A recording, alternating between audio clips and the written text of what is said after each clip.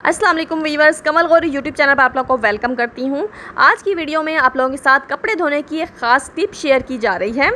हम लोग जब भी मशीन में कपड़े धोते हैं तो मशीन का पानी पहले या दूसरे चक्कर में ही काला हो जाता है या मैला हो जाता है। तो आज मैं आप लोगों को एक ख़ास टिप बता रही हूँ जिससे मशीन का पानी जो है वो पहले या दूसरे चक्कर में हरगिज़ मैला नहीं होगा और आप लोगों का सर्फ भी काफ़ी बचेगा। तो चलिए स्टार्ट करते हैं। यहाँ पर मैंने कुछ मैले कपड़े ले लिए हैं। मैले कपड़ों को हम मशीन में डालने से पहले जो है वो टब में डालेंगे और टब में जो है वो मैंने थोड़ा सा पानी डाला है और इस तरह से हम कपड़ों को पानी में से एक बार से निकाल लेंगे और अच्छी तरह से निचोड़ लेंगे।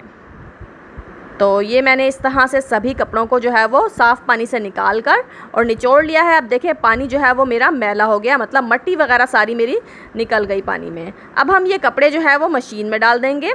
क्योंकि कपड़े जो है हमने पहले साफ़ पानी से ऐसे ही निकाल लिए थे तो सारी मट्टी वगैरह जो है वो पहले ही टब में रह चुकी थी। तो अब मशीन का पानी जो है हमारा जल्दी मैला नहीं होगा।